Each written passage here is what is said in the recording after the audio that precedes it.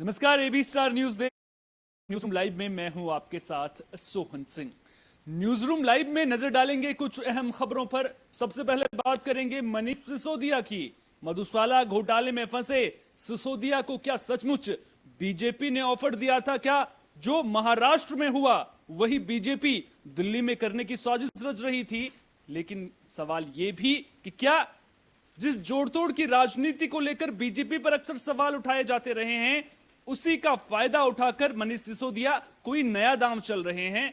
बात जातिवाद की भी करेंगे। आखिर जातिवाद के सहारे आम आदमी पार्टी कौन सी लड़ाई जीतने की तैयारी कर रही है? दिल्ली में महाराणा प्रताप वर्सेस औरंगजेब क्यों सुनाई दे रहा है? बात कुछ वायरल वीडियोस की भी करेंगे जो खूब चर्चा का विषय बने हुए हैं। उन वीडियोस पर आपकी नजर भी पिछले कुछ दिनों में गई होगी। आपने देखा होगा कि कैसे नोएडा से 2 वीडियो वायरल होते हैं।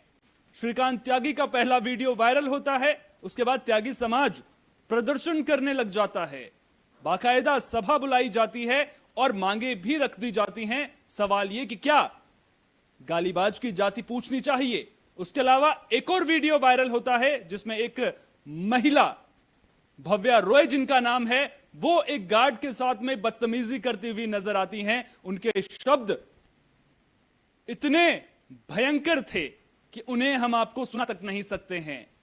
सवाल यह भी उठाएंगे कि क्या बड़े शहरों में गालीबाजी का ट्रेंड रहा है? क्योंकि अक्सर जब इस तरह के वीडियो वायरल होते हैं, इस तरह से गालीबाजी के मामले सामने आते हैं, तो फिर इन सवालों पर नजर डालना भी बेहद जरूरी है। बात किसानों के आंदोलन की भी करेंगे। क्या एक बार फिर से दिल्ली की सड़कों पर वो पहले जैसा जाम का माहौल किसान आंदोलन की वजह से बनने वाला है? क्योंकि जब किसानों को पंचायत की इजाजत नहीं मिली थी, तो उसके बावजूद किसान बड़ी संख्या में दिल्ली क्यों पहुंचे? यह सवाल भी बड़ा है। और सवाल यह भी पूछेंगे कि क्या सचमुच मोदी सरकार को किसानों से किए वादे याद नहीं है? आगे बढ़ेंगे तो बात पाकिस्तान में हिंदुओं की सुरक्षा को लेकर के भी करेंगे। पूछेंगे सवाल कि आखिर पाकिस्तान में हिंदू कितने सुरक्षित हैं? एक स्थानीय दुकानदार से विवाद होगा तो क्या एक हिंदू पर इश्निंदा कानून मढ़ दिया जाएगा, इश्निंदा का आरोप लगा दिया जाएगा? और आखिर में बात मथुरा के बंदरों की भी करेंगे। डीएम साहब का चश्मा उठाकर बंदर क्या भागा? पुलिस प्रशासन के पसीने छूट गए और इसी बहाने क्या अब प्रशासन को बंदरों से लोगों को होने वाली परेशानी की कुछ बात समझ में आई है? इन तमाम खबरों पर नजर डालेंगे, लेकिन उससे पहले नजर डाल लेते हैं इस वक्त की बड़ी खबर पर। रूस से बड़ी खबर सामने आ रही है। एक आईएस आतंकी को गिरफ्तार किया गया है। बड़ी खबर रूस से आ रही है। आईएस का सुसाइड बॉम्बर गिरफ्तार किया गया है और साजिश के तार भारत से जुड़े हुए बताए जा रहे हैं। भारत के नेता पर हमले की प्लानिंग थी। अप्रैल से जून तक तुर्की में इस आतंकी ने ट्रेनिंग ली थी। रूस की सुरक्षा एजेंसी के हवाले से यह बड़ी खबर सामने आ रही है।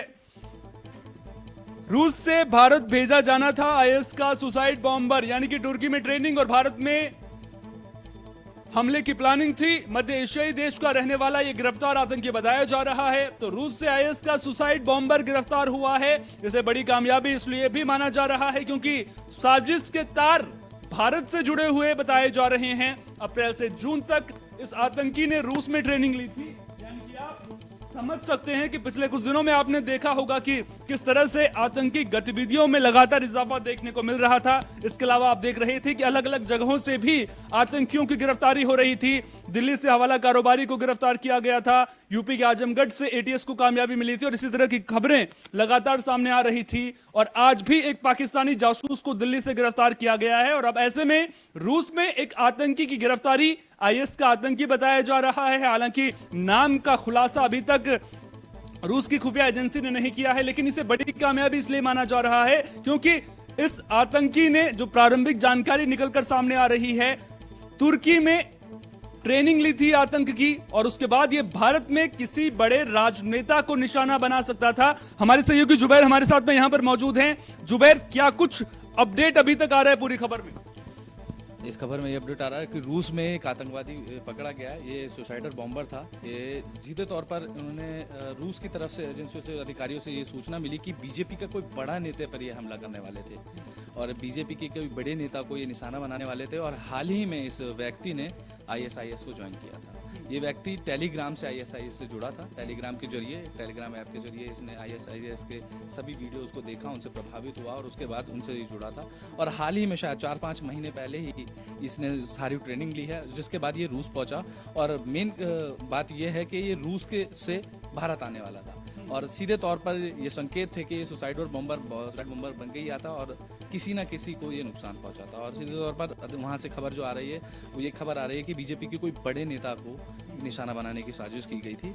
और इसके तहत अभी मैं जैसे आपको बता दें कि हमारी सुरक्षा एजेंसियों ने एक दिन पहले ही पंजाब में आतंकी हमले का अलर्ट जारी किया था और उससे 3 दिन पहले जम्मू कश्मीर में भी आतंकी हमले का अलर्ट जारी किया गया था। तो सीधे तौर पर कहीं ना कहीं कुछ कनेक्शन की बात है, क्योंकि एक दिन पहले पंजाब में आतंकी अलर्ट जारी करना, 3 दिन पहले जम्मू कश्मीर में आतंकी अलर्ट जारी करना सुरक्षा एजेंसियों की तरफ से, और फिर एक दिन बाद रूस में किसी सुसाइड बॉम्बर का मिलना जो कि सीधे तौर पर भारत को अपना निशाना बना रहा हो। अच्छा, क्या कोई जानकारी मिल पाई है कि आखिर इसका पता कैसे चला, गिरफ्तारी कैसे हुई? अभी तक उसकी तरफ से कोई जानकारी ऐसी प्राप्त नहीं हुई है, बट रूस की तरफ के अधिकारियों की तरफ से यही बताया गया है कि अभी उनका नाम नहीं पता चला है कहाँ उन्होंने ट्रेनिंग ली, लेकिन हाल ही में उनको देखकर ये पता लगाया था कि आईएसआईएस के नेता उनसे प्रभावित हुए और उनको अपने संगठन में ले लिया और उनको 3-4 महीने की ट्रेनिंग दी और जिसके बाद उनको सुसाइड बॉम्बर के तहत रूस जाने को भेजा और रूस से वो भारत आने वाले थे। इस सीधे तौर पर ये सवाल उठते हैं कि रूस के बॉर्डर के जरिए या अफगानिस्तान के जरिए या पाकिस्तान के जरिए वो भारत आते और किसी न किसी नेता को वो हमला करते हैं। बहुत बहुत शुक्रिया जुबैर आपका तमाम जानकारी को हम तक साझा करने के लिए। तो जिस तरह से हमारे सहयोगी जुबैर ने बताया कि किस तरह से आतंकी हमले की प्लानिंग की गई थी, आईएसआईएस का सुसाइड बॉम्बर अगर भारत भेजने की प्लानिंग चल रही है तो आप खुद ब खुद अंदाजा लगा सकते हैं कि भारत के खिलाफ कितनी बड़ी साजिश यहां पर रची जा रही है। इसके अलावा जानकारी यह भी निकलकर सामने आ रही है कि इस आतंकी ने, जिसकी गिरफ्तारी रूस में हुई है, इसने आईएस के प्रति निष्ठा की बाकायदा शपथ भी ली थी। तो आप खुद ब खुद अंदाजा लगा सकते हैं कि कितनी बड़ी साजिश चल रही है। इसके अलावा देश में हाल ही के दिनों में जिस तरह से घटनाएं लगातार सामने आ रही हैं, जिस तरह से आतंकियों की गिरफ्तारी लगातार सामने आ रही है, सुरक्षा एजेंसियां अपना काम अच्छे ढंग से कर रही हैं। अच्छी खबर यह है कि अभी तक किसी भी तरह के आतंकी हमले को देश अभी तक जो ताजा अपडेट्स लगातार हम आप तक पहुंचा रहे हैं, ऐसी कोई जानकारी सामने नहीं आ रही है। लेकिन जिस तरह से लगातार आतंकियों की गिरफ्तारी हो रही है वो अपने आप में कई बड़े सवाल भी अपने साथ में पूछ रही है कि आखिर क्या मोदी सरकार से इस कदर जो बाकी देश हैं जहां पर आतंकियों को पनाह दी जाती है वो डर गए हैं कि अब इस तरह की साजिश को अंजाम देने के लिए प्लानिंग की जा रही है। हमारे वरिष्ठ सहयोगी दिवाकर विक्रम सिंह जी, हमारे एग्जीक्यूटिव एडिटर हमारे साथ में जुड़ गए हैं। दिवाकर जी, रूस से एक आतंकी की गिरफ्तारी होना, आईएस का ये आतंकी बताया जा रहा है, बड़ी कामयाबी कहीं ना कहीं, और क्या बड़ी वजह मान सकते हैं आप इसके पीछे कि तुर्की में जिस तरह से ट्रेनिंग ली थी, भारत में सुसाइड बॉम्बिंग के जरिए किसी बड़े राजनेता को हम निशाना बनाने की जो प्लानिंग थी, कहीं ना कहीं ये बड़ा इनपुट और रूस की जो दोस्ती की बात होती है वो निभाता हुआ रूस नजर आ रहा है। सोहन, जैसा कि आपने इस खबर को उठाया है और जिस तरह से जुबैर ने बताया है कि किस रास्ते से आने की बात है, मैं थोड़ा सा इसके पीछे ले जाना चाहता हूं, क्योंकि आईसिस की जो कार्यप्रणाली है उसमें फ्लैशबैक में अगर जाएं तो 2047 का एक डॉक्यूमेंट बिहार से जब्त किया जाता है और अगर आपको याद होगा तो उसमें यह कहा गया था कि एक इनका पूरा का पूरा एक जो साइड है जो काम करने का, वो ये होगा कि आरएसएस और भारतीय जनता पार्टी के नेताओं की गतिविधियों पर नजर रखना, और इसके बाद आईसिस के जो तार हैं वो तहरीके लेबैक से किस तरह से जुड़े हुए हैं जो पाकिस्तान से है। जुबैर की उस बात में दम है कि वो रूस से अगर वो चलता तो किस रास्ते से होते हुए भारत में एंट्री करता, और जब भारत में जितने भी एंट्री के पैसेजेस हैं अगर आप उसको देखें तो निश्चित रूप से एंट्री पॉइंट से लेकर के भारत के आने के बीच में उसका कहीं न कहीं किसी न किसी संगठन या उसके नेता से या हैंडलर से उसका समागम होता। बड़ा सवाल सोहन इसमें यह है कि इसका हैंडलर कौन है, क्योंकि जानकारी जो आपने दी कि वो तुर्की में उसने ट्रेनिंग पाई है, बट तुर्की में ट्रेनिंग पाने के बाद उसका हैंडलर कौन है ये बहुत महत्वपूर्ण है। जो बात जुबैर ने कही उस बात को मैं आगे बढ़ाते हुए कहूंगा कि निश्चित रूप से अफगानिस्तान या पाकिस्तान में ही उसका हैंडलर था और ये पूरी तरीके से वो विंग आईसिस का काम कर रहा है जो साउथ एशिया में विशेष करके भारत के खिलाफ इस समय सरगर्म है। कारण ये है कि उसमें भी एक बड़ी बात है कि जो 2047 का जो विजन है उस विजन के तहत 2024 का इलेक्शन ही ना होने पावे और यहाँ पर कुछ ऐसे आपात स्थिति बनाई जाए, इसके प्रति भी आतंकी नेटवर्क काम कर रहा है। तो इसके मायने आप समझिए। और दूसरी बात सुन, एक जानकारी मैं आपको देना चाहूंगा कि अभी हमारे एनएसए डोभाल वहां पर पहुंचे थे, 4-5 दिन पहले की बात है। बहुत ही गहन मंत्रणा हुई है वहां के रूस के एनएसए से और उसके बाद आईसिस के इस व्यक्ति का, इस आतंकी का गिरफ्तार किया जाना। और जैसा कि आपने जानकारी दी कि मध्य एशिया के किसी एक भाग से है जिसकी जानकारी रूस की तरफ से नहीं दी जा रही है। ये सब जानकारियां इसलिए करेंगे क्योंकि एनएसएस टू एनएसएस जो बातचीत हुई है, ऐसी संभावना है, जो मेरा संपादकीय दृष्टिकोण कहता है कि दोनों एनएसएस के बीच में बात हुई होगी और बातचीत में एनएसएस ने हमारे कोई इनपुट दिया होगा कि इस तरह की गतिविधियां जो है इस मध्य एशिया क्षेत्र में चल रही है जो आपकी सीमाओं से लगती है और हमारी जानकारी के मुताबिक यहां भी एक प्लॉटिंग हो सकती है। चूंकि रूस भारत का एक रणनीतिक सहयोगी है, पुराना मित्र है और व्लादिमीर पुतिन खुद आतंकवाद के खिलाफ लड़ते रहे हैं और बहुत बड़ी कामयाबी वो पा भी चुके हैं। हालांकि उनके जिस तरह से गल्फ देशों के संबंध हैं फिलहाल इस युद्ध को लेकर के जो इनका यूक्रेन के साथ चल रहा है, उसमें उनको ज्यादा कामयाबी मिल सकती है। मैं तो ये मानता हूं कि अमेरिका से ज्यादा कारगर हो सकता है अगर व्लादिमीर पुतिन इस तरीके से अपने खुफिया संगठन को भारत के खिलाफ सरगर्म जो ये आतंकी तत्व हैं जिसमें आईसिस जैसे और अभी जैसा कि अल जवाहिरी के मारे जाने के बाद हुआ, तो कुल मिलाकर के इसका जो हैंडलर है या जो इस संगठन का मुखिया है उसका केंद्र भी अभी इसीलिए उस आतंकवादी का चेहरा छिपाया जा रहा है। उसके कहां के स्थित होने की, कहां के बारे में उसकी जानकारी नहीं दी जा रही है। मुझे ऐसा लगता है कि अफगानिस्तान और पाकिस्तान उसका केंद्र होगा या ये व्यक्ति जो हैंडलर है वो इनके संपर्क में होगा और यहाँ जो कुछ भी भारत के अंदर अभी जैसा कि हमारे सहयोगी जुबैर ने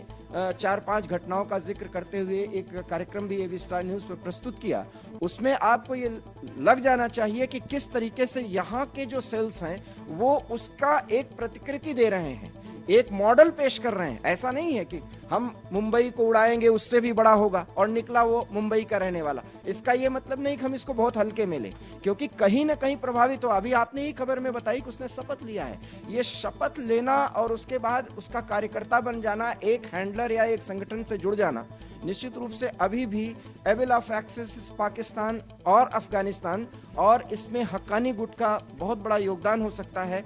आईएसएस को आगे किया गया है, हो सकता है कि अभी इसके संगठन के बारे में और भी जानकारी नहीं आए जो सोहन बहुत चौंकाने वाला हो सकता है। जानकारी बेहद चौंकाने वाली आगे निकल कर आ सकती है। लेकिन हम अगर देखें पिछले कुछ दिनों में देखें, जिस तरह से आपने भी जिक्र किया, जुबैर ने भी एक प्रोग्राम किया था, आतंकी गतिविधियां लगातार बढ़ती हुई नजर आ रही हैं। और ऐसा नहीं है, आज भी दिल्ली से एक जासूस पाकिस्तान का गिरफ्तार किया जाता है, बाकायदा उसने भारत की नागरिकता 3 साल पहले ले ली थी। तो ऐसे में खतरा जो है, आंतरिक खतरा वो ज्यादा बढ़ जाता है। वैश्विक खतरे की अगर बात करें, पाकिस्तान प्रायोजित आतंकवाद की अगर बात करें, तो वो खतरा पहले से ही भारत के सर पर मंडरा रहा था। लेकिन ऐसा नहीं है कि आंतरिक खतरे से भारत पहले नहीं जूझ रहा था, पहले भी जूझ रहा था। लेकिन हाल ही के दिनों में पहले लगा था कि 15 अगस्त नजदीक है, इसलिए इस तरह की घटनाएं जो हैं ज्यादा सामने आ रही हैं। लेकिन 15 अगस्त बीत गया, उसके बावजूद भी लगातार इस तरह से घटनाएं सामने आना, आखिर अब इस तरह से बेतहाशा बढ़ोतरी या पकड़े ज्यादा जा रहे हैं इस वजह से हो रही है, खुलासे इस वजह से हो रहे हैं, या फिर कुछ बड़ा खेल करने की मंशा आतंकियों?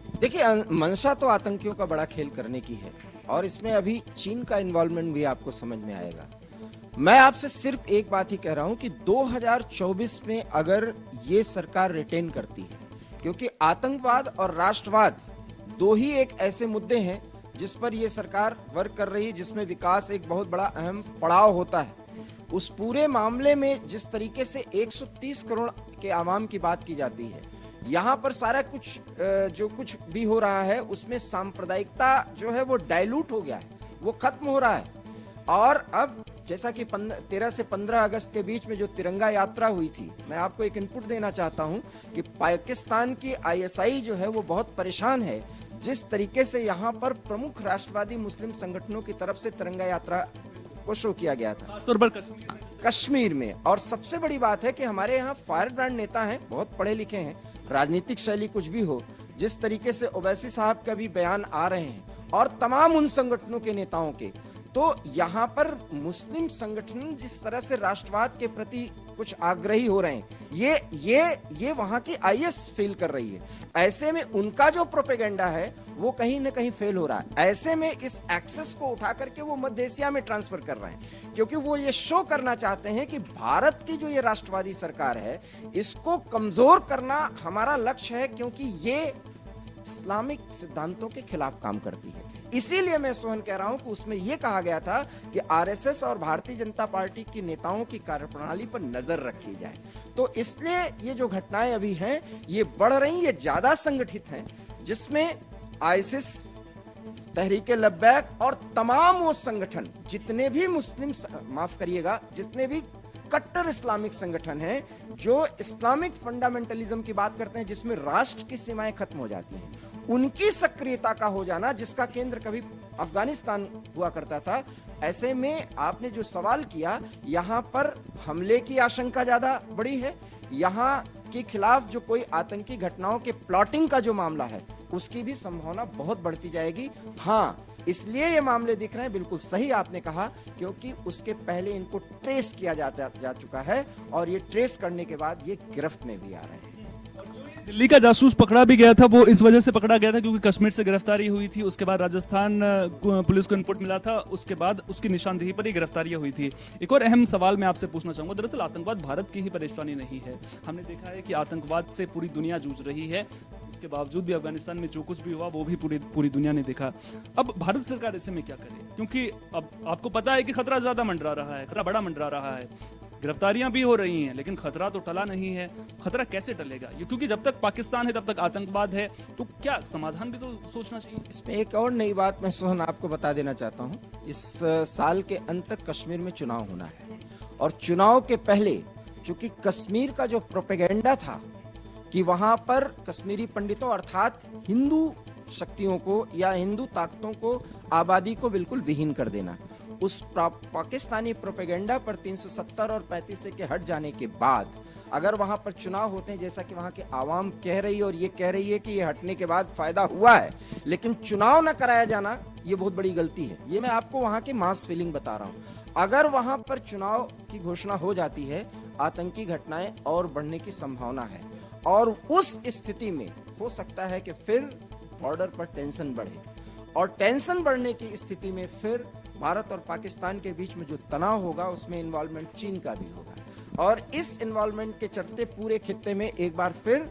सरगर्मी की स्थिति रहेगी। जहां तक राष्ट्रों के एक्टिवेशन का मामला है, मुझे ऐसा लगता है कि भारत को तैयारी ये करनी चाहिए कि जिस तरीके से यहाँ के और जो कि यहाँ के एनएसए जो आप जानते ही हैं वो कितने विद्वान व्यक्ति हैं और खास करके खुफिया मामलों के कितने बड़े जानकार हैं।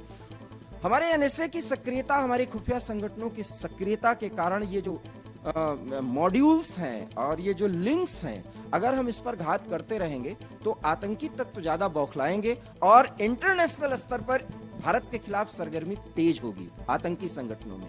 ऐसे में उनको डिफ्यूज करना ये एक बड़ी जरूरत है और हमारे ऊपर एक बड़ा उत्तरदायित्व है जिसको पूरे देश को देखना होगा। इसलिए मुझे ऐसा लगता है कि आने वाले दिसंबर तक, जैसा कि कहा जा रहा है कि कश्मीर में चुनाव होगा और इधर बिहार में बहुत छोटी सी घटना हुई लेकिन इतना बड़ा जो सब कुछ मिला है उसमें सामग्रियां मिली हैं, मुझे ऐसा लगता है कि बहुत बड़ा खतरा अभी है। बहुत बहुत शुक्रिया दिवाकर जी तमाम जानकारी को हम तक साझा करने के लिए। तो आपने कुछ दिनों पहले एक खबर पर नजर आपकी गई होगी कि बिहार में एक आतंकी मॉड्यूल का खुलासा होता है। पटना के फुलवारी शरीफ से कुछ आतंकियों की गिरफ्तारियां होती हैं। वहां पर पता चलता है कि इस्लामिक दस्तावेज उनके पास में था जिसमें यह कहा गया था कि भारत को 2047 तक इस्लामिक राष्ट्र बनाना है, यह मकसद था।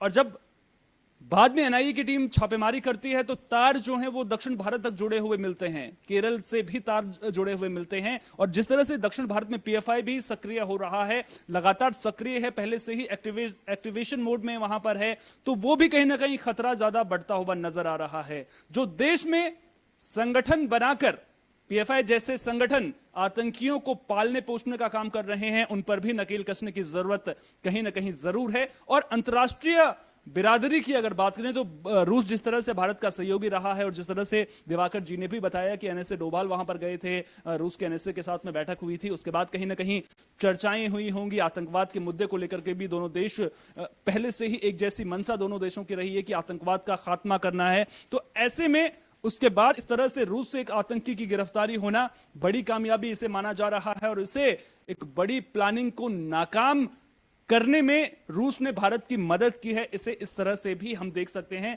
लेकिन जिस तरह से अब आगे जम्मू कश्मीर में दिसंबर तक चुनाव होने की संभावना ज्यादा है, अब ऐसे में अगर जम्मू कश्मीर में चुनाव होंगे तो जाहिर सी बात है कि जो पाकिस्तान की खुफिया एजेंसी आईएसआई है उसको ये बिल्कुल भी रास नहीं आएगा और वो कहीं ना कहीं वहां जम्मू कश्मीर में आतंकी गतिविधियों में इजाफा करेगा। अब ऐसे में उन ताकतों से कैसे लड़ना है, सरकार की तैयारियां कितनी अहम हैं, उसके अलावा हमारी सुरक्षा एजेंसियां जिस सतर्कता से काम कर रही हैं वो भी काबिल तारीफ है। लगातार जो इनपुट हैं वो पहले मिल जाते हैं, ऐसे में कहीं ना कहीं सुरक्षा एजेंसियों की सक्रियता वो कहीं ना कहीं काबिल तारीफ है और जो बड़ी कामयाबी रूस के जरिए मिली है इसे भी अनदेखा बिल्कुल नहीं किया जा सकता, क्योंकि पिछले कुछ दिनों से आपने देखा होगा कि लगातार धमकियों भरे संदेश सामने आ रहे थे। चलिए बुलेटिन में अब आगे बढ़ते हैं, बात दिल्ली की भी कर लेते हैं। दिल्ली में इन दिनों मौसम गर्म है, हालांकि कभी कभी बारिश की जो बौछारें हैं वो जरूर पड़ रही हैं, लेकिन आम आदमी पार्टी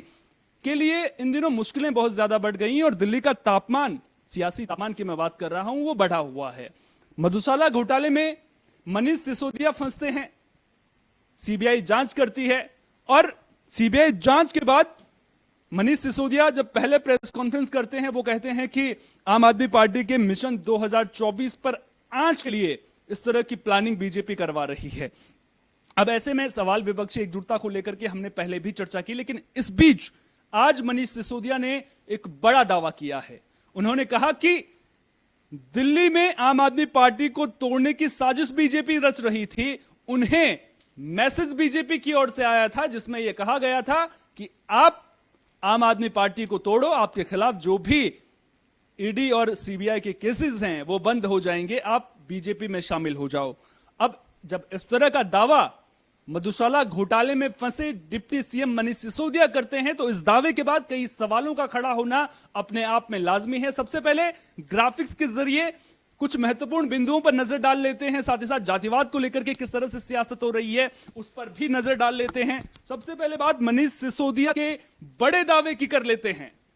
तो मनीष सिसोदिया ने बड़ा दावा किया है। तो मनीष सिसोदिया ने दावा क्या किया है वो आपकी स्क्रीन पर, आप तोड़कर बीजेपी में आ जाओ, ये सिसोदिया का दावा है। ये बीजेपी की ओर से उन्हें मैसेज आया है। उन्होंने ये कहा है सारे सीबीआई ईडी के केस बंद कर दिए जाएंगे आपके खिलाफ।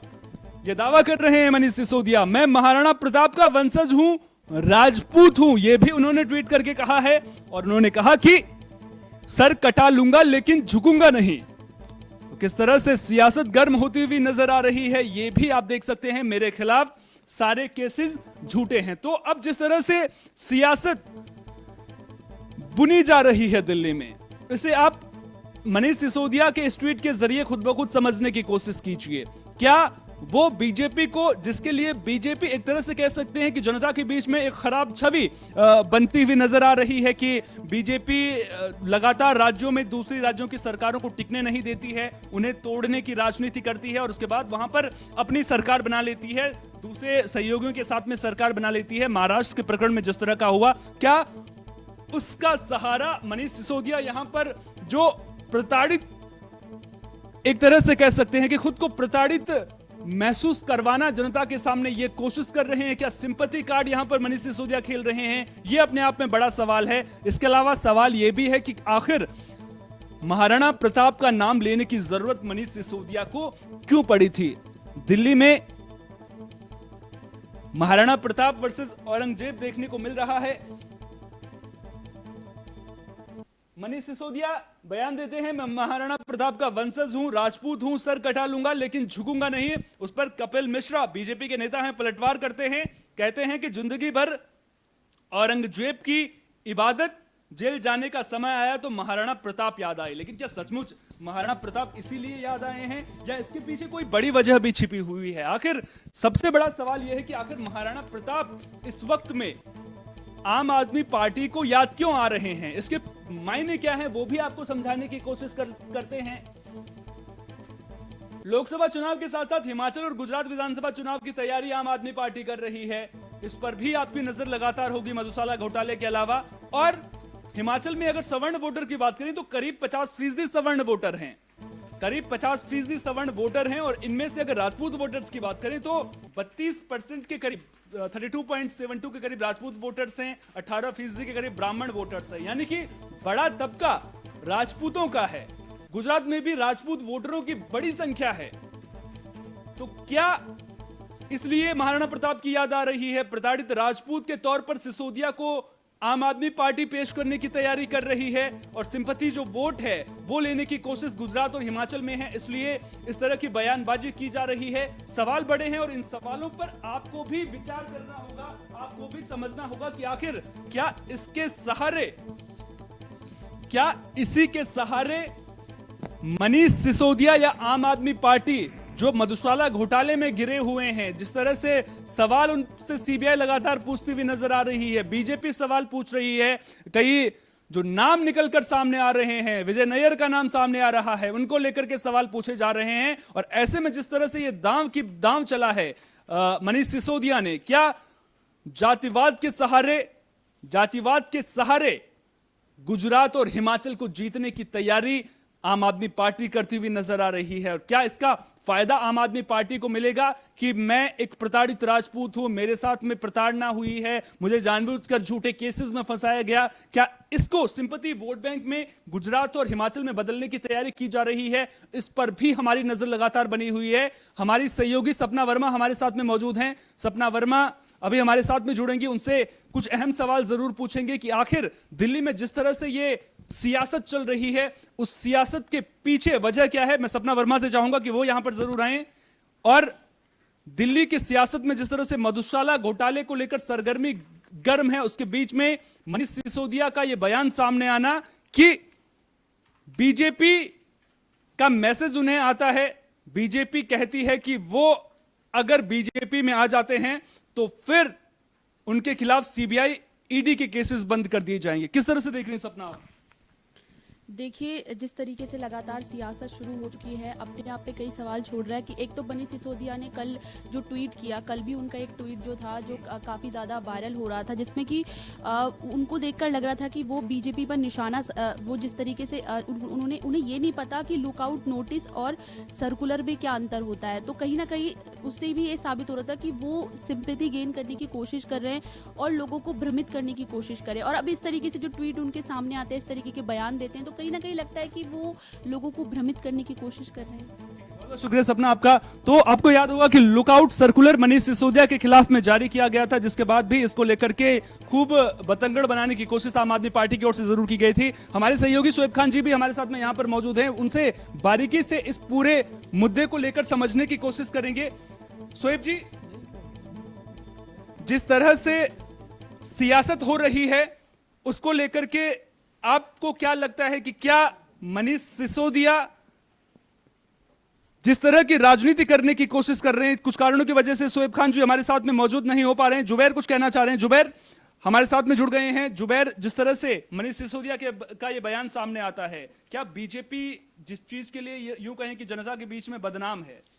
सबसे पहले तो मैं आपको मनीष सिसोदिया के जो अभी बयान आए हैं वो सबसे बड़ी खबर दे देता हूं। मनीष सिसोदिया ने हाल ही में ट्वीट करके और उनकी तरफ से जानकारी आई है कि उनके पास एक रिकॉर्डिंग है बीजेपी नेता की, जिसको वो वक्त आने पर रिलीज करेंगे। इस रिकॉर्डिंग में उन्होंने साफ दावा किया है कि जाहिर तौर से बात है, आपने शुरुआती दौर में कहा था कि उन्होंने आज सुबह ही ये दावा किया कि उनको आम आदमी पार्टी को तोड़ने के लिए कहा गया है ताकि उनके सीबीआई और ईडी के केस बंद कर दिए जाएंगे।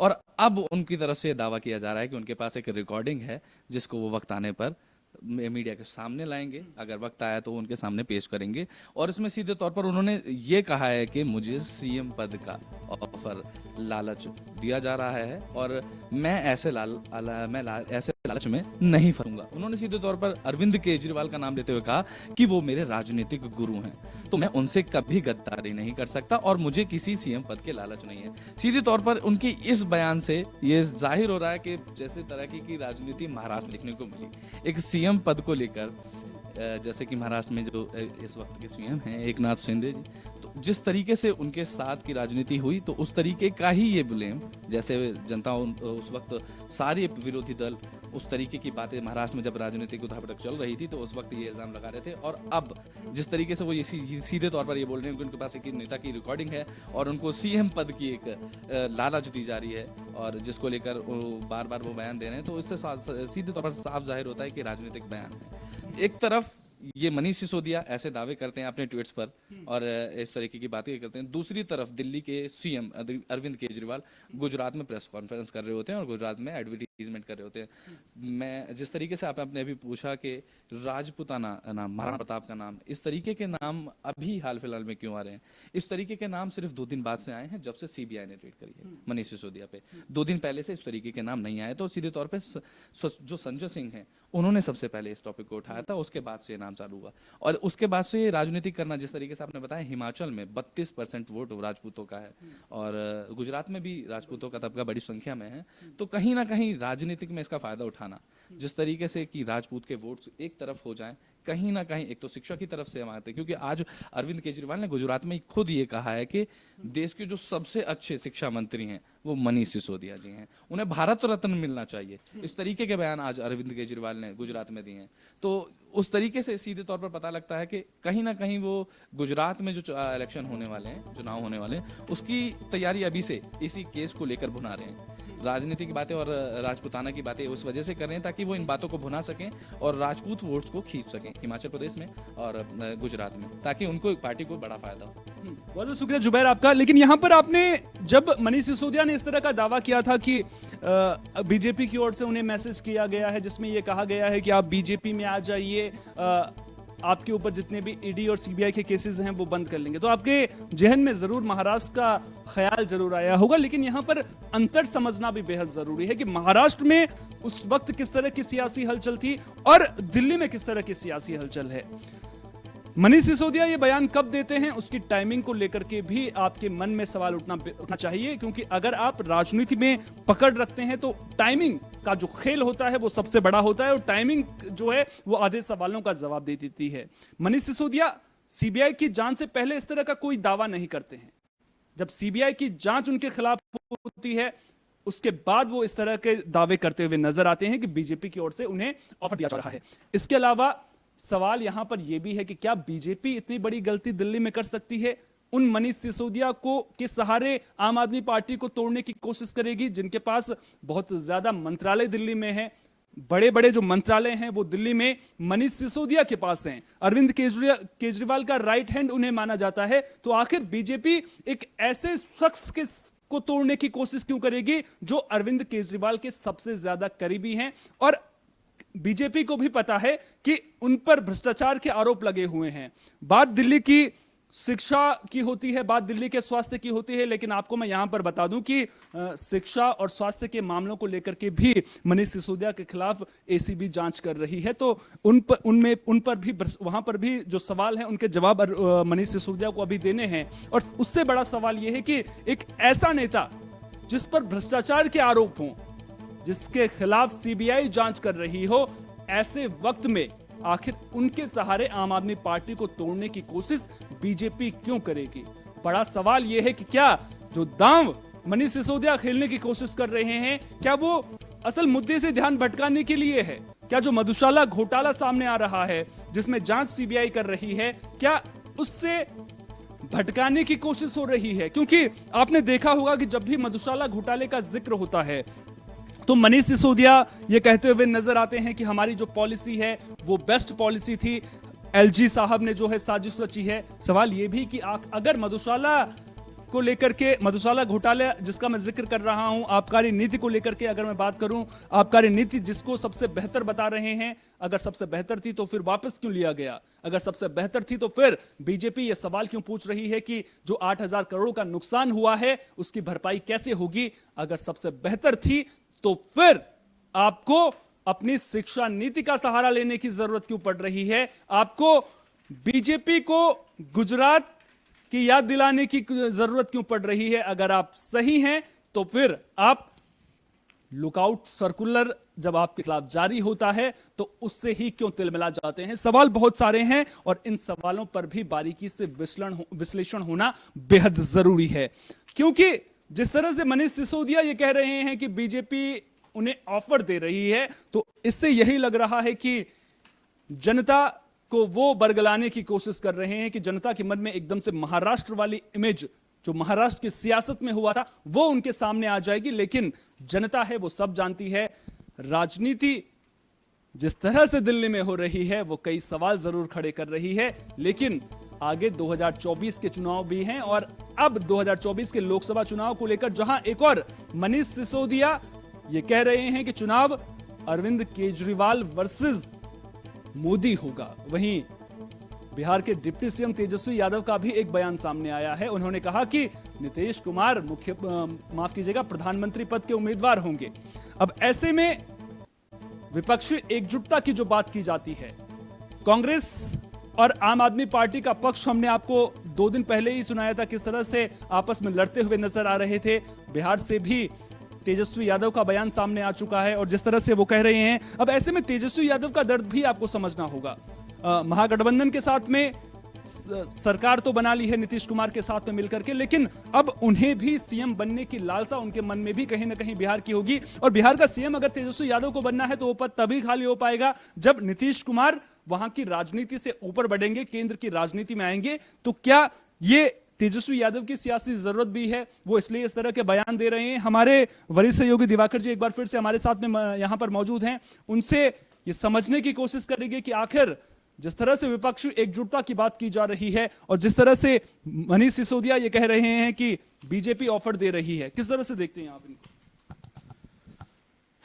देखिए, राजनीतिक बयानबाजी सोहन, सबसे पहली बात यह है कि पिछले 72 घंटों में मनीष सिसोदिया का इस तरीके का ट्वीट करना और इतने प्रेस कॉन्फ्रेंसेस करना, मुझे ऐसा लगता है कि वो अपनी स्थिति को स्वयं हास्यास्पद बना रहे हैं।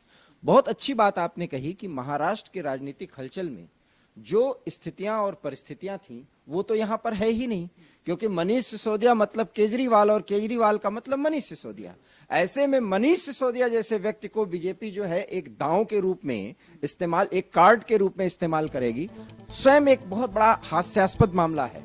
अब रिकॉर्डिंग आने दीजिए, हो सकता है उन्होंने कहा कि रिकॉर्डिंग देंगे, रिकॉर्डिंग में किस नेता ने वो बात कही है ये भी बात आएगी, वो सामने आ जाएगा।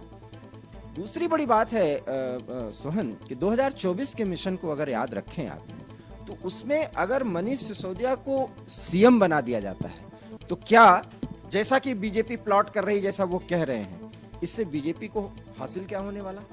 क्योंकि बीजेपी अपनी ताकत पर सभी सांसद प्रत्याशियों को वहां खड़ा करती है और वो चुनाव जीतती है। अभी तक तो यही हुआ है। अब मनीष सिसोदिया इसके बहाने गुजरात का जो कार्ड खेल रहे हैं, जैसा कि आपने कहा, ये गुजरात कार्ड कहा जाएगा क्योंकि इसमें सबसे पहली बात अभी धर्म नहीं आया है, अभी जाति आया है और जाति में उन्होंने महाराणा प्रताप का उल्लेख कर दिया।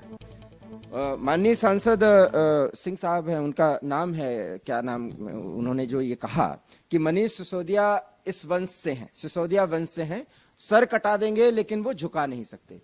संजय सिंह, हाँ मैं भूल रहा हूँ क्योंकि वो हमारे बगल के ही हैं, वो उत्तर प्रदेश के रहने वाले हैं, मैं बहुत अच्छी तरीके से उनको जानता हूँ। देखिए, ये बहुत हास्यास्पद बयान है। राजपूत समाज कम से कम इतना जानता है कि देश की सेवा किस तरह से करनी है और आफ्टर ऑल ये जाति का जो कार्ड खेला है, ये आम आदमी पार्टी का जो एक विजन है कि सबको एक साथ लेके चलना, क्योंकि अरविंद केजरीवाल भी वो नकल करने लगे हैं कि 130 करोड़ लोग हमारे साथ होंगे। याद करिए, हफ्ते भर पहले की बात है। बहुत बड़ी गलती कर दी, एक राजनीतिक भूल कर दी है और इस समस्या से उबरने को जिस तरीके से उन्होंने महाराणा प्रताप जैसे एक प्रभावशाली और भारत के लिए आन बान शान, उनका जिक्र कर दिया है और अपने प्रताड़ना से उसको जोड़ दिया है, मुझे ऐसा लगता है कि बहुत ही हास्यास्पद कार्ड खेला है। दिल्ली की बात तो मैं नहीं कह सकता, लेकिन गुजरात में बहुत ज्यादा उनकी जो है उसका छीछा लेदर होने वाला है। और रही बात, आपने एक बहुत बड़ी बात कही कि हिमाचल प्रदेश में भी राजपूतों की संख्या बहुत अच्छी खासी है, जैसा कि जुबैर ने बताया। मैं आपको ये बता देना चाहता हूँ कि इन दोनों जगहों पर, सोहन आप भी उत्तराखंड के हैं और आप भी समझते होंगे, आप खुद राजपूत हैं। एक राजपूत समाज के व्यक्ति का नुमाइंदा होने के नाते आज हमें शर्म आ रही है कि मनीष सिसोदिया के लिए जिस तरीके से एक सांसद जो स्वयं राजपूत हैं, उन्होंने राजपूत कार्ड खेल दिया। राजपूतों का इस्तेमाल इस तरीके से किया जाना, आम आदमी पार्टी, मुझे ऐसा लगता है कि अरविंद केजरीवाल को इस पर एक प्रेस कॉन्फ्रेंस करना चाहिए और जो गलती मनीष सिसोदिया या और लोग कर रहे हैं उस गलती से रोक देना चाहिए, क्योंकि राजपूत समाज को जिस दायरे में सीमित किया जा रहा है और ये कहा जा रहा है कि 5,000 गुजरात के राजपूत समाज के लोग आकर के आम आदमी पार्टी ज्वाइन करने वाले हैं। अरे राजनीतिकरण की कोई एक हद होती है, उस हद को आप पार कर रहे हैं और आप आरोप लगाते हैं भारतीय जनता पार्टी पर कि वो सांप्रदायिकता का कार्ड, जाति का कार्ड, मंदिर का कार्ड, सारे कार्ड आप लोग खेलते हैं। जब बीजेपी उसका फायदा उठाती है तो आप लोगों को परेशानी होती है। मुझे लगता है कि अखिलेश यादव ने एक गलती की थी और वो उस गलती का खामियाजा उन्होंने भुगतना पड़ा। आजम खां जैसे नेता को, अपने चाचा जैसे को उनको खो देना पड़ा। मुझे ऐसा लगता है कि आम आदमी पार्टी में कोई विद्रोह न हो जाए, ये डर है। सोहन, एक बहुत बड़ी बात है, आपको आने वाले समय में ये देखने को मिल सकता है। और वो गुजरात इकाई जो अभी अपने आप को एक्सटेंड कर रही है, एस्टैब्लिश कर रही है, वहां पर इतनी ज्यादा विचारधारा की बातें जब जाएंगी और इतने फैक्टर्स जब घुसेंगे और जब वहां पर नीचे से उठना होता है, क्योंकि गुजरात में वो कितना कुछ कर पाएंगे। और एक चीज और याद रखिए, किसी भी बीजेपी शासित राज्य से आम आदमी पार्टी आज उनसे सत्ता आज तक नहीं छीन पाई है। हाँ, ये बहुत बहुत जरूरी बात है। किसी भी बीजेपी शासित राज्य से आम आदमी पार्टी वहां से सत्ता नहीं छीन पाई है। एक्सटेंड कहां किया है? पंजाब में। और पंजाब में जो कुछ भी किया है आपको अभी दिखेगा। आप अगले खबरों में आप किसान आंदोलन का जिक्र करेंगे तो आप उसका जिक्र करेंगे, उस पर भी बताया जा सकता है।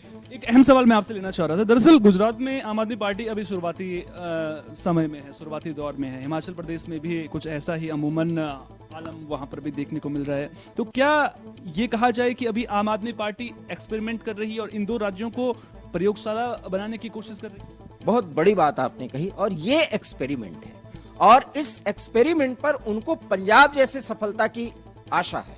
और इस आशा पर तुषारापात इसलिए होगा क्योंकि कांग्रेस उन्हें ऐसा नहीं करने देगी। इसलिए दिल्ली में मनीष सिसोदिया जिस तरह से सरगर्म है, कांग्रेस उनसे ज्यादा उनके खिलाफ सरगर्म है और ये फायदा भारतीय जनता पार्टी को मिलेगा। फायदा भारतीय जनता पार्टी को मिलेगा। गुजरात की बात करें तो पिछले 27 सालों से काबिज है, वहां पर आम आदमी पार्टी के लिए राह इतनी आसान नहीं होगी और सबसे ज्यादा मुश्किलें जो हैं वो कांग्रेस पार्टी की गुजरात में भी बढ़ती हुई नजर आ रही हैं। लिहाजा केंद्र में भी राहुल गांधी के चेहरे पर चुनाव लड़ने का मन जरूर कांग्रेस पार्टी बना रही है। अरविंद केजरीवाल रोड़ा बनते हुए जरूर नजर आ रहे हैं। लिहाजा देखने को यह मिल रहा है कि अरविंद केजरीवाल वर्सेस मोदी हो न हो, फिलहाल अरविंद केजरीवाल वर्सेस राहुल गांधी या फिर यूं कहें कि आम आदमी पार्टी वर्सेस कांग्रेस जरूर देखने को मिल रहा है। लेकिन जिस तरह से मधुशाला घोटाले में मनीष सिसोदिया फंसे हैं, ऐसे में अब सीबीआई जांच किस तरह से तेज होगी और जो नए नए नाम निकलकर सामने आ रहे हैं उनसे रिश्तों को लेकर के सवाल पूछे जा रहे हैं। ये बीजेपी की ओर से कहा जा रहा है कि जब विजय नैयर का नाम लिया गया तो मनीष सिसोदिया असहज हो गए थे। उम्मीद करेंगे कि जल्द ही इन सवालों पर भी आम आदमी पार्टी जवाब देगी। बल्कि जो सियासत में प्रचलन सा हो गया है कि अगर आप पर किसी तरह के आरोप लगते हैं तो उन आरोपों से बचने के लिए आप दूसरी पार्टी पर आरोप लगाने की कोशिश करते हैं। कुछ उसी ट्रेंड को सेट करती हुई आम आदमी पार्टी जरूर नजर आ रही है। लेकिन जनता यह भी उम्मीद करेगी कि जो सवाल उनसे पूछे जा रहे हैं उन सवालों का जवाब भी जरूर मिलेगा। बात जातिवाद की अभी हमने आम आदमी पार्टी के संदर्भ में की, जिस तरह से महाराणा प्रताप वर्सेस औरंगजेब दिल्ली में देखने को मिला उसके बारे में भी की। अब बात एक ऐसे सामाजिक मुद्दे की भी कर लेते हैं जिस पर जनता की आंख और कान दोनों खुलना बेहद जरूरी है। आपको याद होगा कुछ वीडियोस वायरल हुए थे, नोएडा के वो 2 वायरल वीडियोज जिनको लेकर के खूब हो हल्ला हुआ। श्रीकांत त्यागी का वीडियो वायरल होता है, महिला के साथ में बदतमीजी करते हुए वो नजर आते हैं। उसके बाद एक महिला का वीडियो वायरल होता है जो शराब के नशे में एक गार्ड के साथ में बदतमीजी करती है क्योंकि उसने गेट खुलने में थोड़ी सी देरी कर दी थी और वो देरी इस वजह से हुई थी क्योंकि गार्ड को जब भी कोई गाड़ी गेट से अंदर आती है या फिर बाहर जाती है तो उसे वो नंबर नोट करना होता है और इतनी देर में महिला अपना आपा खो देती है और बहुत ही गंदे शब्दों का इस्तेमाल गार्ड के लिए करती है। सवाल, ये दो घटनाएं अपने आप में समाज किस तरफ बढ़ रहा है ये पूछती हुई नजर आ रही हैं, लेकिन हैरानी और ताजुब तब होता है जब एक ऐसे ही गालीबाज को बचाने के लिए एक समाज प्रदर्शन करने लग जाता है। त्यागी समाज प्रदर्शन करता है, वो भी किस लिए? क्योंकि श्रीकांत त्यागी को गिरफ्तार किया गया। उन लोगों का सम्मान किया जाता है, उन 6 लोगों का सम्मान किया जाता है जो जबरन सोसाइटी में घुसने के लिए जेल गए थे। क्या मैसेज देने की कोशिश समाज को हो रही है? यह सवाल सबसे बड़ा है। और सबसे बड़ा सवाल यह कि क्या जातिवाद का जहर एकता पर भारी पड़ेगा? क्योंकि जातिवाद के बारे में जब भारत देश आजाद हुआ था तब से ही जातिवाद को खत्म करने की बात जरूर हो रही थी, लेकिन अगर इस तरह से कोई इंसान अगर गलत काम करता है उसके लिए भी समाज ऐसे इकट्ठा होगा, तो फिर आखिर इस जातिवाद के जहर से मुक्ति कब मिलेगी? अपनी जाति को अगर आप श्रेष्ठ बताते हैं उसमें किसी को कोई आपत्ति नहीं होनी चाहिए। अगर आपको अपने त्यागी, गुप्ता, अग्रवाल कुछ भी होने पर गर्व है उसमें भी किसी को आपत्ति नहीं होनी चाहिए। लेकिन अगर आप एक ऐसे व्यक्ति का सत्कार करने की कोशिश करते हैं जो सोसाइटी में मारपीट करने की कोशिश करता हो, एक ऐसे व्यक्ति के बचाव में उतरते हैं जो एक महिला के साथ सरेआम गाली गलौज करता हो और फिर फरार चल रहा होता है, उसके बाद गिरफ्तार होता है, तो फिर समाज आखिर किस दिशा में जा रहा है? यह सवाल भी उठना लाजमी है। 3 तस्वीरें आपको स्क्रीन पर दिखाएंगे। इन 3 तस्वीरों के जरिए आप पूरे घटनाक्रम को आसानी से समझिए। पहली तस्वीर में आपको नजर आ रहा होगा श्रीकांत त्यागी का वो पुराना वीडियो जिसमें श्रीकांत त्यागी गाली गलौज करता हुआ नजर महिला के साथ में आ रहा है। आप खुद ब खुद याद कीजिए किस तरह की भाषा का इस्तेमाल श्रीकांत त्यागी ने किया था। आप याद कीजिए किस तरह से महिला को धमकाते हुए नजर आ रहा था। उसके बाद दूसरी तस्वीर में त्यागी समाज का प्रदर्शन आप देख सकते हैं। सवाल यह कि क्या गालियां जाति देख करके ही देनी पड़ेंगी और जो बड़ी जाति के लोग हैं वो अगर गाली गलौज करते हैं तो फिर सब कुछ ठीक है? क्या उन्हें गाली देने का अधिकार मिल जाता है? और आखिरी तस्वीर में आप देख रहे होंगे भव्या राय का वो वायरल वीडियो जिसमें वो गार्ड के साथ में बदतमीजी करती हुई नजर आती हैं।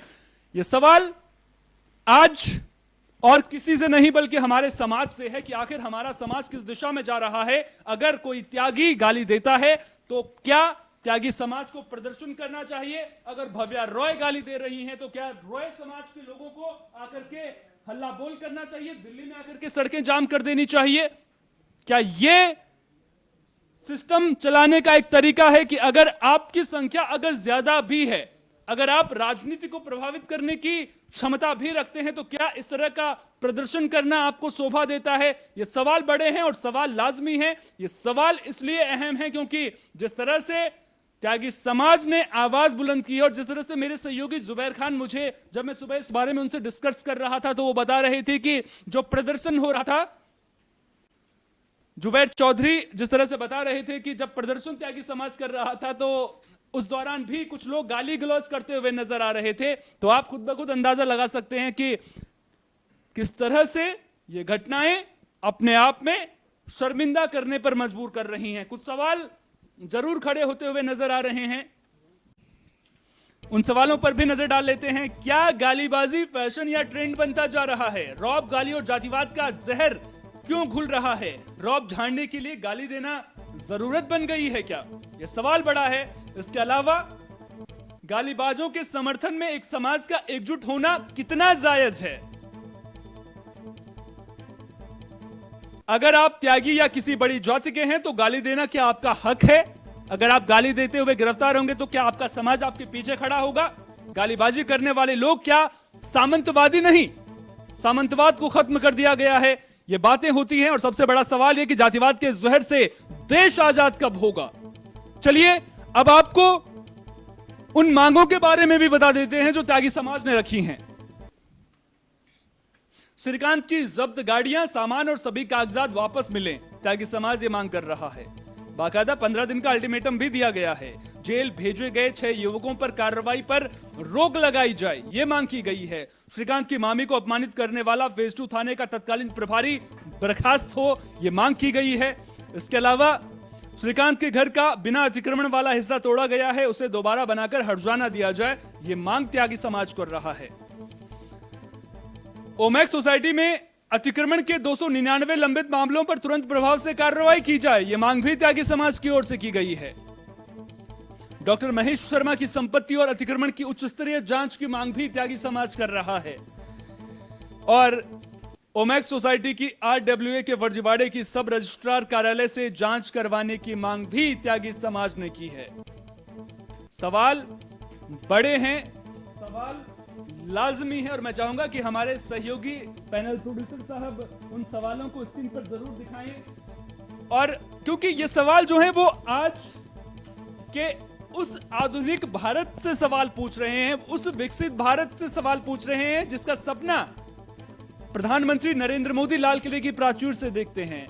जनता का सहयोग मांगते हैं, लेकिन अगर जनता एकता की भावना को छोड़ करके इस तरह से जातिवाद में वर्गीकृत हुई नजर आएगी, इस तरह से जातियों में बंटी हुई नजर आएगी, तो फिर आखिर विकसित भारत का सपना कैसे पूरा होगा? जिस एकता की बात होती है, जिस एक भारत की बात होती है, वो एक भारत कैसे बन पाएगा? यह सवाल बड़ा है।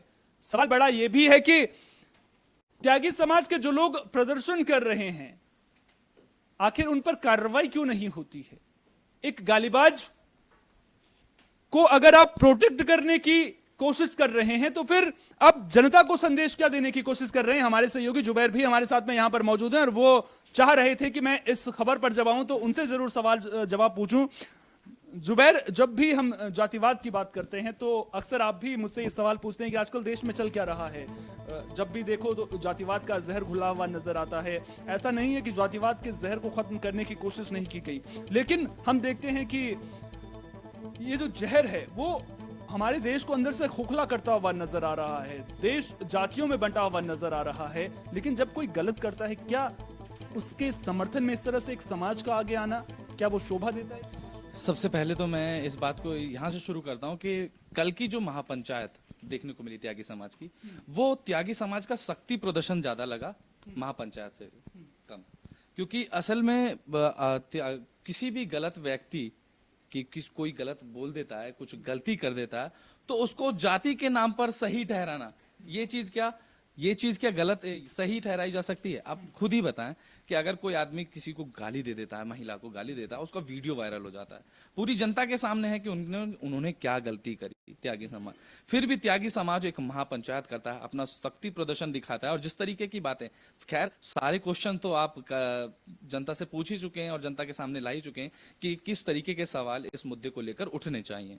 वो सारे सवाल आपने पूछ चुके हैं, उनको खैर दोबारा बोल के मेरे को कुछ वो नहीं है। लेकिन फिर भी मैं एक बात ये पूछना चाहता हूँ कि जो महापंचायत जिस तरीके की हुई, क्या जिस तरीके की वीडियोस महापंचायत के सामने आई, उसमें जो एडोलेसेंस एज के बच्चे होते हैं, जो सिर्फ अभी जवान हुए होते हैं, वो गाली देके नारा लगाते हुए नजर आए, ट्रैक्टरों पे चढ़ते हुए नजर आए और वो माँ बहन की गालियां देते हुए नजर आए। वीडियो साफ है, ट्विटर्स पे हैं, सारे सोशल मीडिया पे शामिल है। तो क्या महापंचायत इन गालियों के लिए की जा रही थी या फिर श्रीकांत को सपोर्ट करने के लिए की जा रही थी? सबसे मेन सवाल तो ये है। श्रीकांत सीधे तौर पर, श्रीकांत की कोई ऐसी गलती नहीं थी कि दुनिया ने किसी को देखी नहीं हो। श्रीकांत की ऐसी गलती थी, श्रीकांत त्यागी की, जो पूरी सरेंडर किया है कोर्ट, बाकायदा सरेंडर भी किया है। और वो वीडियो में साफ तौर पर एक महिला को गाली देते हुए नजर आ रहे हैं, अब शब्द कहते नजर आ रहे हैं। तो सीधे तौर पर कोई एक अगर थोड़ा सा भी अक्लमंद इंसान होगा तो वीडियो में देख के पता लगा लेगा कि हाँ, इसमें श्रीकांत त्यागी की कितनी गलती है। रही बात त्यागी समाज की मांगों की लेकर, त्यागी समाज की मांग है और वो इस मामले को 1980 के मामले से जोड़ना चाहते हैं, जो कि माया त्यागी का मामला है। एक सेकेंड, अगर आप महापंचायत करने नोएडा में आते हैं और शक्ति प्रदर्शन, सीधे तौर पर मैं महापंचायत का नाम देके, मैं अपनी तरफ से, ये मेरा निजी विचार है, शक्ति प्रदर्शन का नाम देता हूं। त्यागी समाज शक्ति प्रदर्शन कर रहा है और सरकार को कहीं ना कहीं दिखाने की कोशिश कर रहा है कि अगर त्यागी समाज के किसी भी एक व्यक्ति के ऊपर आंच आती है तो पूरा त्यागी समाज, पूरे देश का त्यागी समाज एकजुट हो जाएगा। इसी बात को लेकर अगर मैं 2 साल पहले भी जाऊं, 2021 या 2020 में मिहिर भोज को लेकर राजपूत समाज और गुजर समाज एक जगह आ गया जाता है। देश में इस पिछले से दशक में देश में ये चीज हो गई है, कभी गुजर समाज अपना शक्ति प्रदर्शन दिखाता है, वो ये सीधे तौर पर राजनीति में आने के लिए ये चीजें की जाती हैं। अब कभी राजपूताना समाज आ जाता है और किसी बातों को लेकर वो आमने सामने हो जाते हैं, भिड़ जाते हैं और फिर अपनी शक्ति एक दूसरे को दिखाने लगते हैं। और फिर अब त्यागी समाज आ जाते हैं, लेकिन वो किस बात को लेकर श्रीकांत का सपोर्ट कर रहे हैं उनको खुद भी नहीं, आधे से ज्यादा युवा ऐसे हैं कि उनको खुद भी नहीं पता। एक सवाल मेरे मन में खड़ा होता है कि दरअसल चलिए आप शक्ति प्रदर्शन करते हैं, आज आप श्रीकांत त्यागी को छुड़वा लेते हैं वहां से, आपने श्रीकांत त्यागी को छुड़वा लिया, कल को श्रीकांत त्यागी बाहर आता है, उस महिला का मर्डर कर देता है, ये सोच करके एक संभावना मैं जता रहा हूँ, ये सोच करके कि मेरे को तो त्यागी समाज बचा लेगा, तो क्या संदेश देने की कोशिश? तो सीधे तौर पर ये गुंडागर्दी करने की कोशिश हो रही है। एक नेता अपनी गुंडागर्दी दिखाते हैं, अपना रौब दिखाते हैं, गाली, जिस तरीके से आपने को हमारे यहाँ अभी ग्राफिक्स के जरिए दिखाया कि आजकल का ट्रेंड हो चुका है कि अपना रौब दिखाने के लिए, अपनी ताकत दिखाने के लिए इंसान सामने वाले को गाली दे देता है और दबाने की कोशिश करता है। इंसान इसलिए गाली भी देता है आजकल के मॉडर्न जमाने में कि अगर वो शुरू से में पहले गाली दे दे तो सामने वाला दब जाए, उससे सामने वाले की शक्ति कम हो जाए और उसका प्रभाव ज्यादा हो जाए। अपना प्रभाव बढ़ाने के लिए इंसान, आजकल के युवा पीढ़ी गाली देना शुरू कर देती है, जो कि बहुत गलत है। जिस तरीके की वीडियो अब जैसे कि महापंचायत में एक और बात उठाई, महिला की बात, उनकी मामी और उनकी पत्नी से दुर्व्यवहार की बात, पुलिस सीधे तौर पर अपनी जांच कर रही थी, पुलिस ने उनको घर से हिरासत में लिया और पूछताछ के लिए लाए। क्यों? अच्छा, अगर ये बात आज महापंचायत में उठाई जा रही है त्यागी समाज की तरफ से कि पुलिस ने उनकी मामी और उनकी पत्नी के साथ दुर्व्यवहार किया, तो श्रीकांत त्यागी उन 4 दिन तक भाग क्यों रहे थे? अगर वो भागते नहीं तो पुलिस को इतनी नौबत आती ही नहीं कि वो उनके घर जाती, उनकी पत्नी को उठा के आती या उनकी मामी को हिरासत में लेते हैं और पूछताछ के लिए लेके आती। ये बात किसी भी त्यागी समाज को महापंचायत में समझ नहीं आ रही। दूसरी बात, वो पुराने जख्म और गड़े मुर्दे उखाड़ने की बात महापंचायत में मुझे देखने को और मिली। माया त्यागी का किस्सा शायद आपको याद हो, उसकी जरूरत क्या थी उस किस्से की? उस किस्से की, ताकि ये बात, जैसे अगर आमिर खान का डायलॉग है, मैं कहूँगा बात दिल पे लगेगी तभी बात बनेगी, तो ये बात सीधे तौर पर महापंचायत में की गई। उन्होंने सीधे तौर पर ये चाहा कि कुछ ऐसे मुद्दे उखाड़े जाएं जो युवा को लगे और उस पर फिर आक्रोश हो, उसमें आक्रोश हो, ताकि और ज्यादा से ज्यादा त्यागी समाज एकजुट हो जाए। माया त्यागी का किस्सा पूरा ही अलग था। वो एक शादी समारोह में जा रहे थे, पुलिस बदतमीजी करने लगे उनसे और उनके बाद उनके पति से उनकी झड़प हुई और उन्होंने उनको मार दिया और एनकाउंटर दिखा दिया। सीधे तौर पर वो पुलिस की गलती थी, लेकिन ये किस्सा सीधे तौर पर अलग है। वो किस्सा किसी ने वीडियो में नहीं देखा था, माया त्रिपाठी वाला सुना था या फिर रिपोर्ट्स में जो आया था। ये किस्सा सीधे तौर पर सामने है कि श्रीकांत त्यागी किस तरीके से एक महिला को गाली दे रहे हैं और उसके बावजूद भी श्रीकांत के आधे से ज्यादा मैंने कुछ ऐसे भी लोग देखे जो सीधे तौर पर महापंचायत में ये कहते नजर आए कि वो श्रीकांत त्यागी की सपोर्ट में नहीं आए हैं। वो सीधे तौर पर उनकी पत्नी और उनकी मामी के साथ जो दुर्व्यवहार हुआ है, त्यागी समाज के साथ जो दुर्व्यवहार हुआ है, उसके सपोर्ट में आए हैं। तो क्या मैं उनसे यही पूछना चाहता हूँ कि अगर एक व्यक्ति जो कोई गलत करता है और अगर उसके साथ प्रशासन कोई एक्शन ले लेता है तो उसकी वजह से क्या पूरा त्यागी समाज को खतरा हो जाता है या पूरे समाज पर खतरा मंडरा जाता है? ये सवाल महापंचायत में जरूर उठने चाहिए। और बहुत ही बेहद अहम बातें आपने कही हैं जुबैर, और इन बातों पर पूरे समाज को कहीं ना कहीं सोचना होगा। दरअसल किसी जाति पर गर्व होना वो आपका अधिकार हो सकता है, आप अपने क्षत्रिय होने पर, राजपूत होने पर, ब्राह्मण होने पर गर्व कर सकते हैं, लेकिन गलत का साथ देने पर भी क्या आपको गर्व करना चाहिए? ये सवाल बड़ा है। आपने अक्सर जब भी आप बाहर जाते होंगे सड़कों पर, आपने गाड़ियों पर लिखा हुआ देखा होगा, क्षत्रिय को लेकर के कुछ कोट्स लिखे होते हैं, ब्राह्मणों को लेकर के कोट्स लिखे होते हैं। अपने आप को सर्वश्रेष्ठ दिखाने की कोशिश लगातार की जाती है, हर व्यक्ति करता है। वो इंसानी फितरत में भी होता है कि मैं अपने आप को दूसरे से ऊपर दिखाऊं।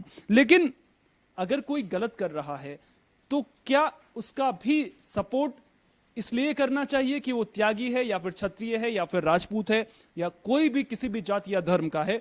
तो ये पैमाना बिल्कुल भी कहीं पर भी सटीक नहीं बैठता है। इसके अलावा माया त्यागी का जिक्र जुबैर ने किया, तो इसके जरिए कोशिश क्या होगी? जो एक बात समझ में आती है वो ये समझ में आती है कि जो त्यागी समाज के लोग हैं उन तक ये बात पहुंचाने की कोशिश की जाए कि देखिए, त्यागियों के साथ में एक बार फिर से गलत हो रहा है, उनके साथ में दुर्व्यवहार हो रहा है, आप एकजुट हो जाइए वरना त्यागी समाज खत्म हो जाएगा। इस तरह की धारणा बनाने की कोशिश लगातार की जाती रही है और इस तरह की धारणा से ऊपर उठना बेहद जरूरी है। हमारे वरिष्ठ सहयोगी दिवाकर विक्रम सिंह जी भी हमारे साथ में लगातार मौजूद हैं। दिवाकर जी, जब चर्चा में आपसे कर रहा था, आप सामंतवाद का जिक्र कर रहे थे। जातिवाद क्या सामंतवाद नहीं है? इस पर थोड़ा रोशनी डालिए। देखिए, जुबैर की एक बात मुझे बहुत जची और जैसा कि अक्सर अपने एंकरिंग के दौरान ये बात मैं पूछता रहा हूँ, कहता रहा हूँ, और आज जुबैर की बात ने कम से कम उस आईने को एकदम साफ किया है सोहन। और वो ये है कि कोई भी समाज में जब ये कहते हैं कि क्या करें, कभी आपने बाइट सुना होगा कि ये लड़का आतंकी राह पकड़ लिया है, तो हम यही कहते हैं ना कि अगर परिवार और समाज चाह ले तो ऐसा हो नहीं सकता। अक्सर हम सवाल उठाते हैं। आज जुबैर की बात उसकी पुष्टि करती है कि त्यागी समाज ने ये जो गलती की है उनको ये एहसास बाद में होगा।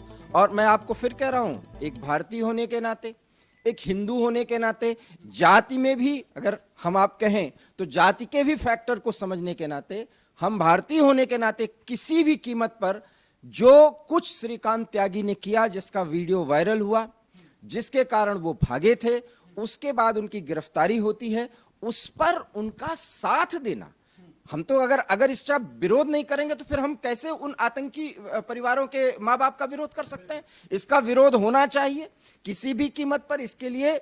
और हाँ, अगर बीजेपी इसके लिए डैमेज कंट्रोल की कोशिश करती, मैं आपको एक खबर भी दे दूं कि संजीव वालियान साहब जो हैं, जो सांसद महोदय हैं, और महेश शर्मा को कहा गया है कि इन चीजों को शांत करिए। और उस प्रयास में देखिए, ये राजनीति से अलग हट करके सोचना होगा। एक गलत बात के लिए जिसका प्रमाण है और एक महिला को धक्का दिया जाता है, गाली दी जाती है, उसके खिलाफ उसके गौरव, जो उसका गौरव होता है, जो उसका सम्मान होता है, उस पर एक छीटाकसी किया जाता है और उसके बाद उस व्यक्ति का समर्थन किया जाता है। उनके लोगों को कहा जाता है कि जो उससे जुड़े लोग हैं उन 6 लोगों को छोड़ा जाए। ये सारी बातें देखिए, इस तरीके से यही है वो सामंतवादी सोच कि हम जातिगत रूप से बहुत श्रेष्ठ हैं, हमारे पास रुपया है, पैसा है, हमारे पास खेत बाड़ी है। क्योंकि त्यागी समाज के बारे में मैं आपको बता दूं, भूमिहार समाज और त्यागी समाज वैचारिक रूप से और ये जो रैशियल मामला होता है वो एक होते हैं। ये बहुत प्रबुद्ध जाति के लोग हैं, समाज के लोग हैं, पढ़े लिखे होते हैं। हमें तो गर्व होना चाहिए इस समाज पर, हमें त्यागी समाज पे गर्व है। लेकिन त्यागी समाज का जो भी व्यक्ति उस महापंचायत में शामिल होता है और इसका एक राजनीतिक दबाव के तहत ये जो काम किया गया है, मुझे नहीं लगता कि ये फिर हम कोई मुहिम किसी आतंकवादी परिवार के या उस समाज के लिए कर सकते हैं। जब कोई पाकिस्तानी झंडा लगाता है तो हम ये कहते हैं कि ये समाज को रोकना चाहिए, और यही जरूरत है। जिस तरीके काम इस समाज ने किया है, सवाल 130 करोड़ भारतीय पूछेंगे और इस समाज को जवाब देना पड़ेगा सोहनाने वाले समय में। इसलिए इस समाज के जो रहनुमा है उनको ये सोच लेना चाहिए।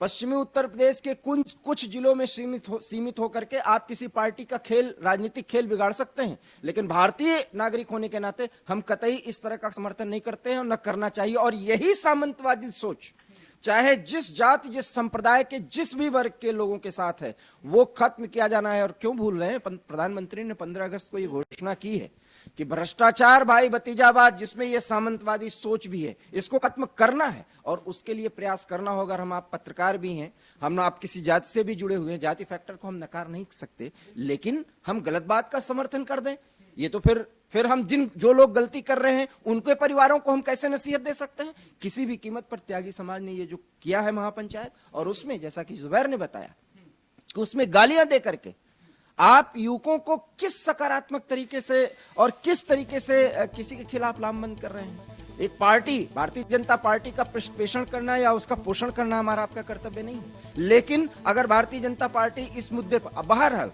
और एक बहुत बड़ा मुद्दा है सुनो, इस पूरे मुद्दे पर सारा केस तो पुलिस का है, तो कोई भी व्यक्ति उसको कैसे वापस करवा सकता है जब कानून अपना काम कर रहा है? जब रूल ऑफ लॉ के हिसाब से हम चलेंगे तो त्यागी समाज के इस मांग के सामने आप झुक जाएंगे। कतई नहीं झुकना चाहिए और इसका विरोध करना चाहिए, चाहे हमें आपको भी कुछ झेलना पड़े। ये बात किसी भी संपादकीय दृष्टिकोण से नहीं, एक नागरिक होने के नाते हम इसका समर्थन नहीं कर सकते और न करना चाहिए। यही वो सामंतवादी सोच है जो आप ग्राफिक्स के जरिए बता रहे थे, और ये सामंतवादी सोच किसी भी जाति के अपने आप को उच्च साबित करने के लिए समाज में, और इसी कारण से भेद है, इसी कारण से भेद है कि समाज के एक वर्ग कहता है कि हमको, इसने दलितों के बारे में खास करके ये सामंतवादी सोच, त्यागी समाज के लोग बहुत सरसब्ज हैं, बताने की जरूरत नहीं, आप भी जानते हैं, बहुत गलत है और उनको सोचना पड़ेगा। मुझे ऐसा लगता है कि शायद इस महापंचायत के बाद उस समाज के सुधी लोग समझेंगे और हो सकता है कि इसको करेक्ट करने की कोशिश करेंगे। सोहन, बिल्कुल कहीं ना कहीं करेक्ट करने की जरूरत भी है और उम्मीद करेंगे कि जो तस्वीरें कल के दिन में देश ने देखी हैं वो तस्वीरें दोबारा देखने को नहीं मिलेंगी, क्योंकि गलत का साथ देकर के आप अपने समाज को बेहतर नहीं बना सकते हैं, उसको गर्त में धकेलने का काम आप कर रहे हैं। लेकिन एक और पहलू पर भी नजर डालने की जरूरत है। नोएडा के 2 वीडियो जिनका जिक्र मैं शुरुआत से कर रहा हूं, दोनों वीडियोज में एक चीज कॉमन है, गाली देना, रौब झाड़ना।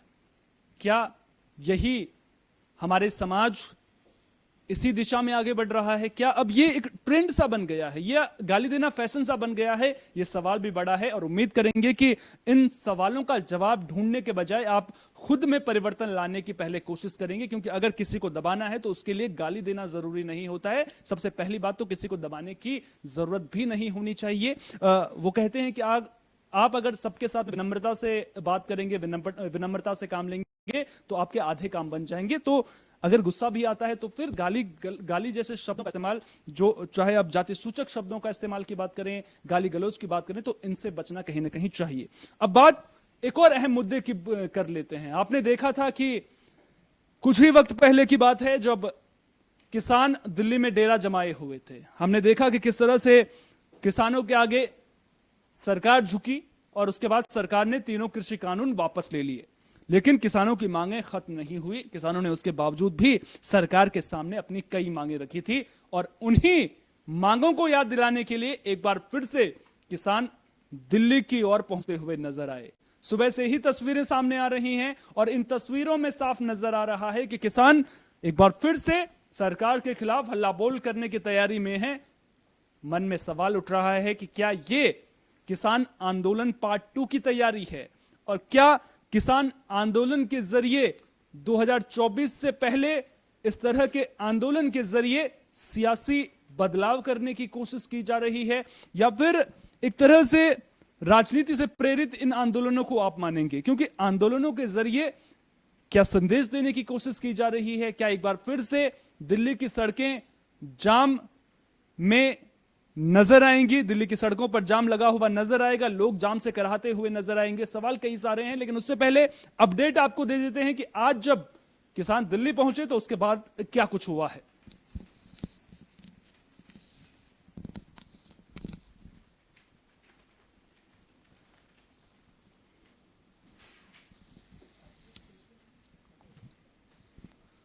तो किसान एक बार फिर से हल्ला बोल कर रहे हैं। जंतर मंतर पर किसान महापंचायत दिल्ली बॉर्डर पर, जिसको लेकर के कड़ी सुरक्षा देखने को मिली।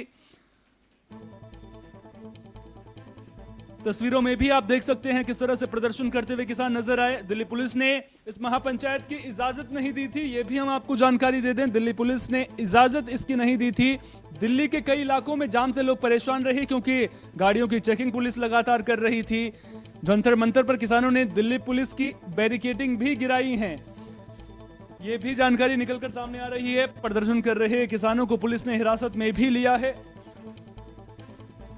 इसके अलावा लगातार जो किसान उग्र प्रदर्शन कर रहे थे उन्हें हिरासत में भी लिया गया है, क्योंकि इजाजत प्रदर्शन की नहीं थी, पंचायत की नहीं थी। राजधानी में किसानों को रोकने के लिए धारा 144 भी लागू की गई। इसके अलावा ड्रोन कैमरों से नजर रखी गई, सीसीटीवी फुटेज से भी निगरानी लगातार की जा रही थी। एसकेएम ने जंतर मंतर पर पंचायत से खुद को अलग किया, यह भी आपको जानकारी दे दें।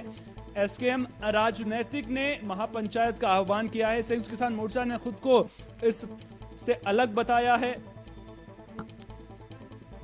मांगे किसानों की क्या है उस पर भी नजर डाल लेते हैं। लखीमपुर खीरी कांड के पीड़ित किसानों को इंसाफ मिले, ये किसान मांग कर रहे हैं। इसके अलावा जेल में बंद किसानों की रिहाई हो, ये भी किसानों की मांगों में शामिल है। इन मांगों को लेकर प्रदर्शन कर रहे हैं। केंद्रीय मंत्री अजय मिश्र रुटेनी की गिरफ्तारी की मांग भी कर रहे हैं। लखीमपुर खीरी कांड को लेकर के किसान मांग कर रहे हैं। स्वामीनाथन कमेटी के C2+50% वाले फॉर्मूले पर MSP गारंटी कानून बनाया जाए, इसकी भी मांग किसान लगातार कर रहे हैं।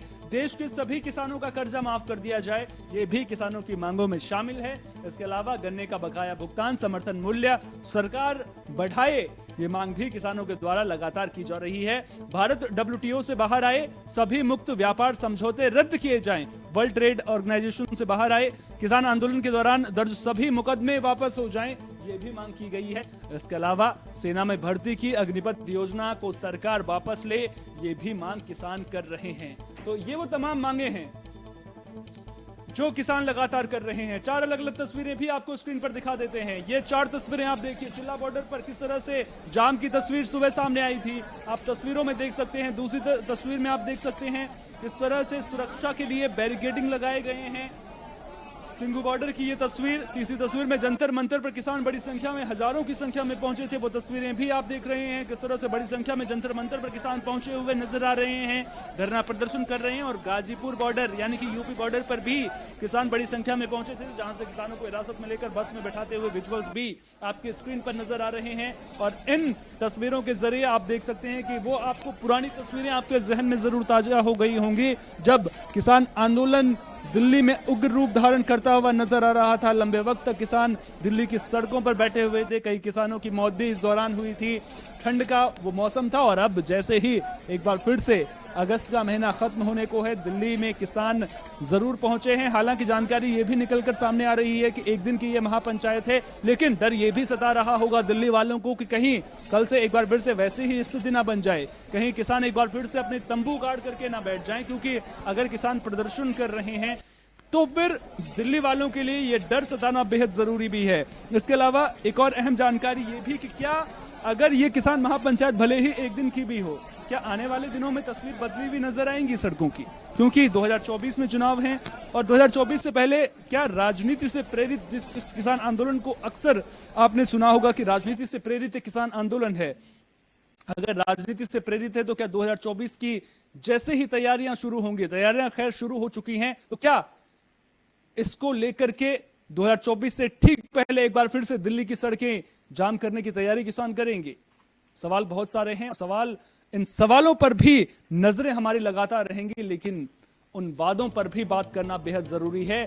जो वादे किसान कह रहे हैं कि सरकार ने उनसे किए तो, लेकिन अभी तक पूरे नहीं किए, उन वादों का क्या होगा देखना दिलचस्प होगा कि कृषि मंत्री अब जब किसान महापंचायत कर रहे हैं उसके बाद केंद्र सरकार की ओर से, कृषि मंत्री की ओर से कोई बयान सामने आता है या नहीं। क्योंकि जिम्मेदारी जरूर बनती है कृषि मंत्री होने के नाते कि वो किसान महापंचायत के बाद जो भी आवाजें वहां से बुलंद हो उन पर जवाब जरूर दें। नजरें हमारी लगातार इस पूरी खबर पर बनी रहेंगी और पल पल की अपडेट हम आप तक पहुंचाते रहेंगे, आपको बताते रहेंगे कि किसान महापंचायत में क्या कुछ बातें निकलकर सामने आ रही हैं। साथ ही साथ किसानों का हल्ला बोल क्या दिल्ली वालों के लिए मुसीबत बन जाएगा, इस पर भी नजरें हमारी लगातार रहेंगी। लेकिन मांगों को लेकर के जिस तरह से अब किसान नई नई मांगे लेकर के आ रहे हैं, अग्निपथ योजना सरकार शुरू करती है।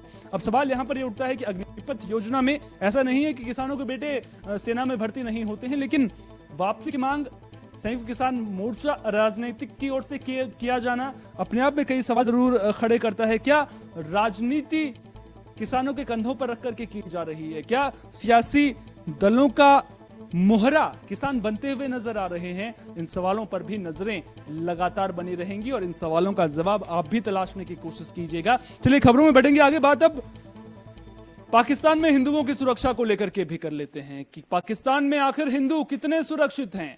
कुछ तस्वीरें पाकिस्तान से सामने आई हैं जो सवाल पूछ रही हैं। इन तस्वीरों में आप पाएंगे कुछ लोगों ने एक घर को घेर रखा है, एक शख्स जो ऊपर है उसे नीचे बुलाया जा रहा है। प्लानिंग ये थी कि इस शख्स को घेर कर इसकी हत्या कर दी जाएगी। इस निंदा का आरोप इस शख्स पर लगाया गया था। पाकिस्तान के हैदराबाद की यह घटना है, जिसके बाद पुलिस की टीम जब तक वहां पर नहीं पहुंचती है, वो व्यक्ति समझदारी दिखाता है, वहां से नीचे नहीं उतरता है।